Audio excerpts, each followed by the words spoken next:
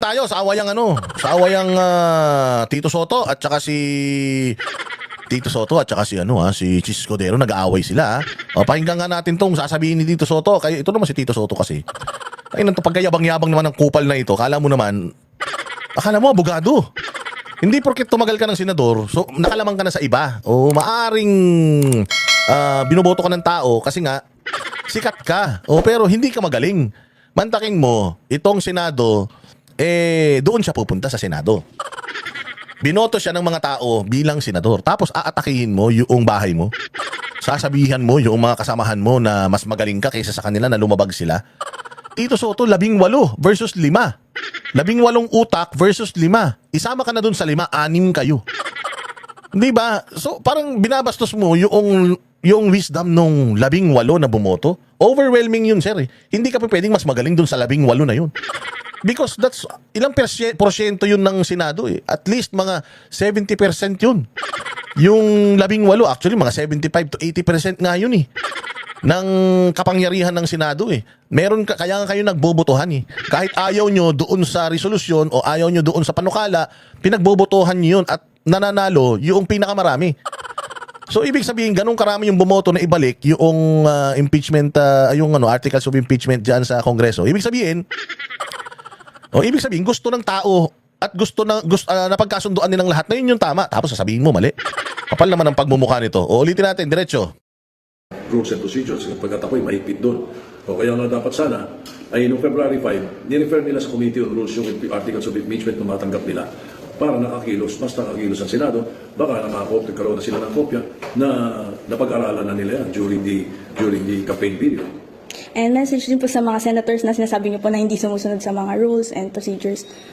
Kailangan siguro ilagay natin sa ayos ang ating pagkasenador.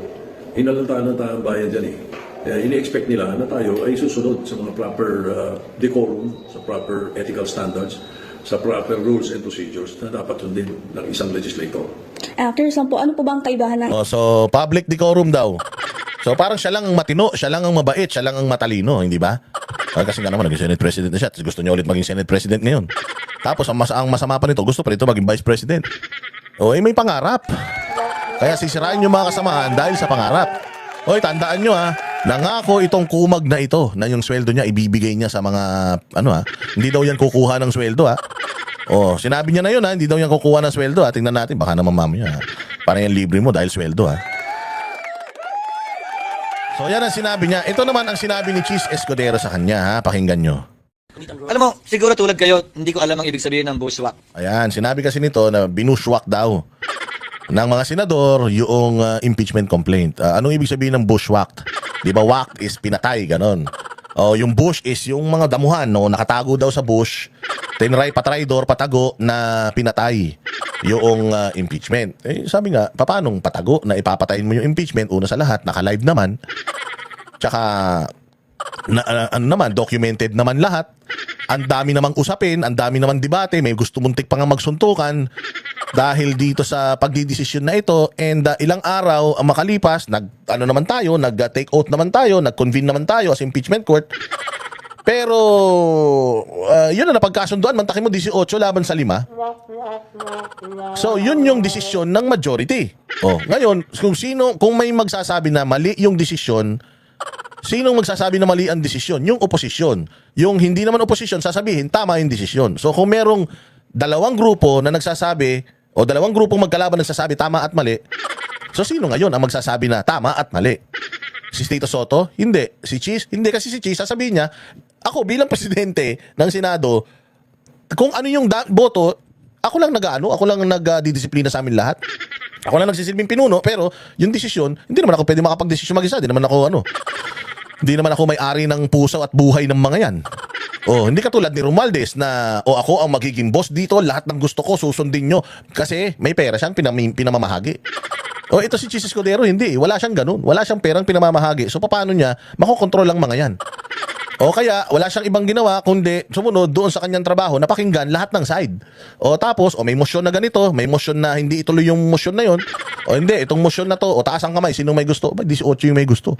So ibig sabihin, boses ng taong bayan yun. Boses yun ng nakakarami dyan sa Senado. So tama yun o mali? Ang mali doon is bumoto yung 18 tapos sinabi ni Cheese na hindi pwede. Ayoko, hindi yan ibalik sa Congress. Yun ang mali. Kung bumoto na yung 18 tapos hindi niya pa ginawa, diktador ang tawag doon.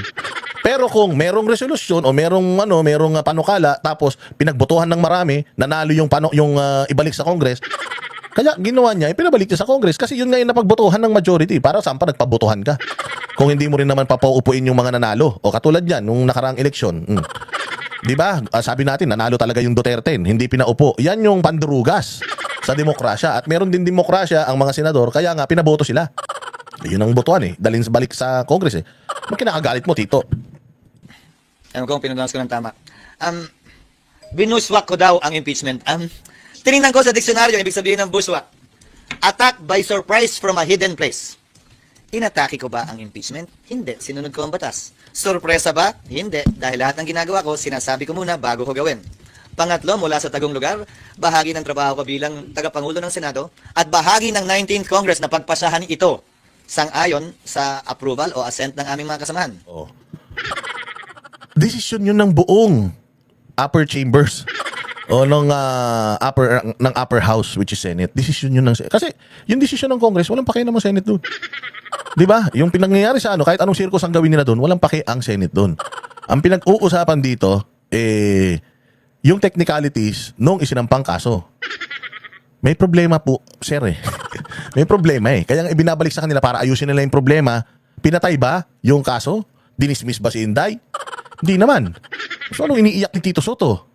Ang mas tanong ko ay, parang kami yata yung binuswak niya. Ako at ang Senado. Tinira kami at kinampihan ang Kongreso imbis na ang institusyon na kinabilangan niya. Kinampihan. Tawag dyan, traidor. Di ba parang si Bongbong din, yung amo niya, ni Tito Soto, si Bongbong. Pilipino siya, pero may korte naman sa Pilipinas, pero si Pangulong Duterte pinadala sa ICC. Anong tawag mo doon? Traidor. Mas kinampihan pa ni Bongbong yung ICC kesa sa Pilipinas. Tama? Kesa sa pagiging Pilipino ni Pangulong Duterte. Tama? Traidor, di ba? O ano si Tito Soto ngayon? Traidor sa Senado. Tapos gusto niyo maging Senate President yan. Traidor pala sa Senado. Kung gusto mo maging Senate President, hindi mo dapat inaatake yung hindi mo dapat inaatake yung pamumunuan mong tahanan. Dahil pucha yan, 24 kayo dyan. 24 kayong senador, tapos yung bahay ng mga senador na yon binabanatan mo. So, asan yung loyalty mo? Nasa Congress? Ganon? O, di dapat nag-congressman ka, di ka nag-senador, Tito Soto. Ang impeachment, hindi ko alam kung bakit na pinangungunahan ng Kamara at ni Speaker Romualdez. Imbis na galangin ang kasalukuyang Senado, pinili niyang atakihin ang kasalukuyang Senado. Nalalaman ko na mas matanda at mas malawak ang kanyang karanasan, pero hindi naman siguro rason yun para hindi galangin at maliitin ang kasalukuyang Senado. I look forward to welcoming him in the 20th Congress. But in the meantime, allow Congress to decide, and we haven't even decided. Yun. Di ba? Tito Soto, makinig ka. Makinig ka, masyado kang bida-bida. Ano pa lang, umpisa. Hindi porket matagal na kayo dyan. Yan nga yung sinasabi ko Yan nga yung mali sa mga vloggers na hindi porket bago to, matagal na akong vlogger na sumusuporta sa mga Duterte, ako na lang ang laging tama. Hindi pa pwedeng ganun. Kailangan magbigay ka ng respeto dun sa mga bago. Kasi kung yung mga bago mamaliitin mo, paano mag-grow yan? Ikaw din naman, nagsimula ka rin naman dyan, Tito Soto Simula ka rin naman sa wala ka pang kwentang senador. Hanggang ngayon, wala ka pa rin naman kwentang senador Ang tagal-tagal mo na nga sa Senado, hindi nyo naman nabago ba yung Pilipinas? Di ba? Ang dami nyong ipinapangako nung tumakbo kayo, ilang term ka nang naging senador, naging Senate President ka pa, hindi mo pa rin naman nagagawa lahat ng mga pinangako mo. So, in order, ikaw yung may experience, i-share mo yung experience mo doon sa mga bagong senador para magamit nila. Hindi ipapasok mo sa bibig nila yung experience mo na hindi naman nila hinihingi sa'yo in the first place. Hindi naman sila humihingi sa'yo ng suggestion mo. Di ba? Hindi naman sila senador naman sila, binoto naman sila ng taong bayan, hindi ka pa naman senador. Uupo ka pa lang naman na senador sa 20th Congress o di doon ka na magsalita. Pero sa ngayon na hindi ka pa senador, na hindi ka pa umuupo, wala kang kwenta. Wala kang silbi. Isa ka lang ding noise pollution. At wala ka rin na maitutulong, yung mga pinagsasasabi, wala pa rin maitutulong sa bayan yan. Again, babalikan natin yung mga ipinangako mo noong nakaraang nitong kampanya. Noong mga nakaraang senador ka, nagawa mo ba yan o hindi? Pinapangako mo na noon, pinapangako mo pa ulit ngayon. Bakit yung ipinapangako mo ba ngayon? Bagong problema ba ng Pilipinas yan? Di ba noong pa naman problema ng Pilipinas yung mga ipinapangako mo? Oh, nakagawa ka ba ng mga batas patungkol dito sa mga plataforma mo nitong nakaraang kampanya? Oh, ilang taong ka ng senador? Ikaw ang pinakamatandang senador eh. Pinakamaraming beses na naging senador. Oh, ba't hanggang ngayon di mo pa nagagawa yung mga kailangan mong gawin?